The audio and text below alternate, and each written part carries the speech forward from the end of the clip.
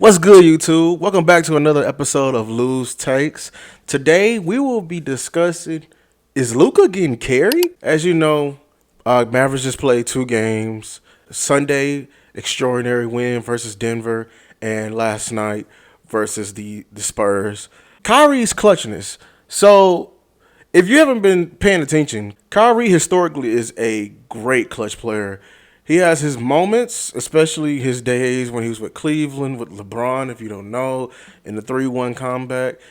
He hit the shot that put them over the top in the game seven.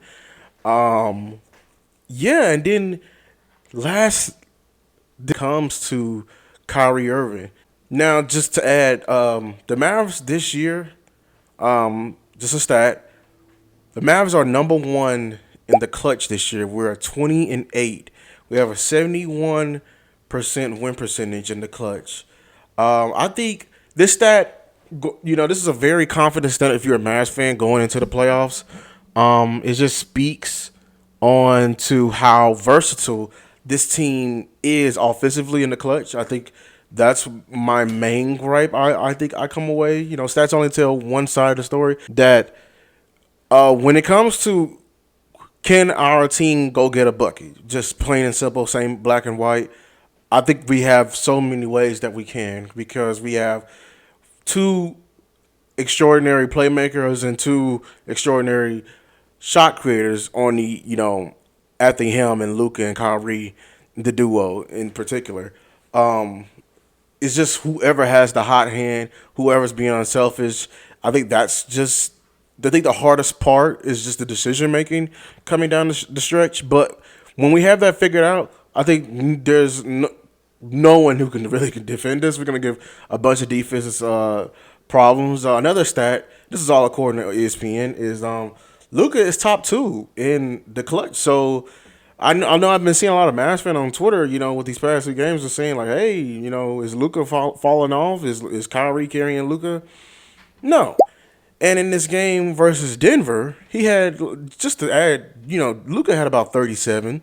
You know, that's something. Like I would say, and he's having a hell of a season to begin with. But like him being top two in the clutch, I think that's an interesting stat. Especially going down the stretch, it just speaks the greatness of the season we're getting from Luka this year. I just got furious with a TikTok that it was a TikTok account that he was going on. It was a smaller rant.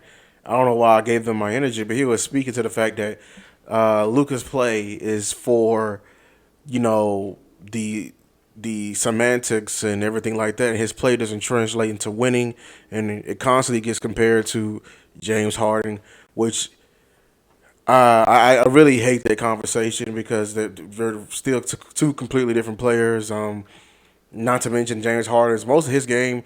To me, his game was mainly focused on him being able to get to the rim and get to the line, and like a lot. Look, James Harden would have a 40-point game, and 15 of his points would be from the line. I don't think we get that from Luka because he's morely a perimeter oriented player. Like and he's a 3-level scorer. Unlike, well, James Harden is I don't think James Harden's to the level of Luka in a 3-level scoring. But in this Denver win, I liked how the Mavs were able to compete with a legit team, the best team arguably in the NBA, if you don't count the Celtics, but it's definitely in the West.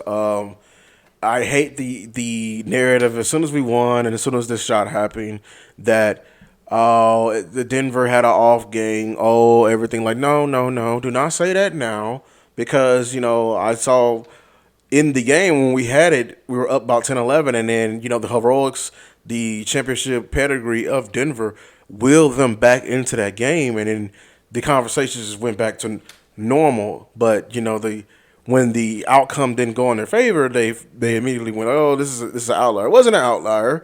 Denver's in a position they're competing for the number one seed, so every game like this, everything like us counts. So they can't afford to slip up because they're fighting for the number, placement and home court advantage. Like They know that the only way they can go back to the championship. Let's be honest, if they have that number one seed or number two seed, because at some point that altitude will be used to their advantage. But games like this, no, you can't just brush over. This is a great matchup. It felt like a playoff atmosphere, and it just felt like in the end, like this is what happened, and this is the reality for the top seeds in the West. Like, yo, this first round is going to be a dogfight, and you better not overlook it. You better, and it can go either way. In a series, like it's not as one sided as everyone wants it to be. It's not a paper write off. That hey, it's the Mavericks. They're the 7th seed. It's a gentleman's sweep. No, it's not gonna be. It's not gonna be that. And I'm thinking this for multiple teams in even in the play in. Like no one is a slouch this year. So this is gonna be a bloodbath in the West. What also I like is a lot of my favorite YouTubers and podcasters. When their main gripe with Dallas, and I mean I could understand it to a degree, why they weren't picking us, or they didn't think we were like beat us good, is that Kyrie and Luka didn't have enough minutes together, and more, I'm just thankful that they're both healthy, and we're seeing a legit full season of when these two are healthy, how dangerous this team can be. And when this team is healthy, we saw flashes of it at the end of the season last year. How Kyrie was one of the clutch players of the year, but we're seeing that clutch gene translate into the overall record on the season, like being like once again reiterating 20-8 and 71%. We're seeing like that when we go down the stretch, there's with any team, if the game we're having, if we're still there, we have a chance. But going on to the game last night versus the Spurs stretch, you can easily lose, And from this game, the Mavericks struggled from three. But what really stuck out to me, us struggling from three, we also had 52 points in the paint. And I thought that was very interesting. I don't think a Mavericks team in the past, I don't think the Mavericks team post deadline really would have this much iteration. If it's not falling, we got to get a bucket another way. Another thing I saw, Victor Wembanyama he's having a rough stretch right now. I think I saw a stat like he's only hit like 1 3 in his last 11 games, but in this matchup last night versus the Mavericks, this was his lowest scoring outing. I think he only had about 12 points, and he really struggled versus when he was matched up with P.J. Washington, Derek Lively, and Cleaver for a little bit of time too. But I was very impressed with that for the Mavericks, especially defensively. I know P.J. Washington, his shooting has not translated as what we thought as for a 2-way or 3-and-D wing, but his defense is definitely having, which I'm very happy for. This is what I were predicting. I thought his length would give a lot of teams problems, but I didn't think his length, him being 6'7", 6'8", would give Victor Wembanyama any trouble. But he's a rookie, but this is still very impressive, mind you. This is a dominant 7'3" big, and he's matched up on him. Derek Lively having a hell of a season. I'm loving what I'm seeing from him. He outscored. He's outscored Victor Wembanyama, I think, in two of his last three matchups, which is good. So the defense of the Mavs is really stepping up in this late part of the season, and I'm really happy for it because when we can't just outshoot a team out the gym. And we're relying upon the points in the paint. We're really gonna need our defense. But who had a great game? It's not gonna happen every night, but I think he had two. He had one was a step back, and then he had one off the kick from Luka to Kleber and then to him. So that really put a nail in the coffin in this game. So I thought this is all very important because I just was very impressed with how the team carried Luka despite his struggles. This was the lowest scoring performance from Luka probably ever. We know him Kyrie still, he still had a good game this game. I think he had like 27 points. He had another buzzer beater early on, but to see Dante Exum. So overall, the Mavericks need to continue to stay focused. Games coming up. We're still a half a game back from Sacramento, the sixth spot. I really want that sixth spot. With all the reasons, spots 4 through 6 is still in play.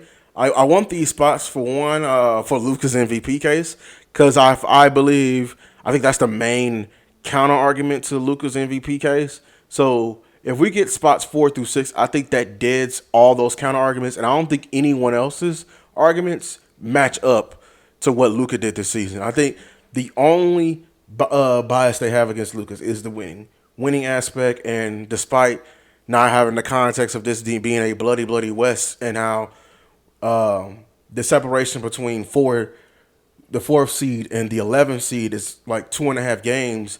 I don't see why this is still a conversation. But if we can get to 4 through 6 in the seeding, I think shout out to Shea Gilgis Alexander. Shout out to Shea. Shout out to Jokic.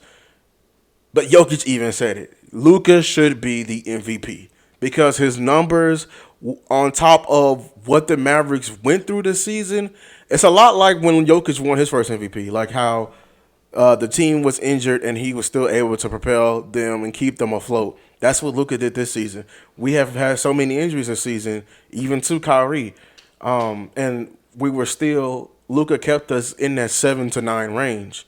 And when we made the necessary trades, now we're boosting and we're trending upwards into that. And also, I want to avoid the play in at all costs, not because of the matchups. I just feel like we need to in order for us to get the peak Mavericks, we need to be the healthiest that we can.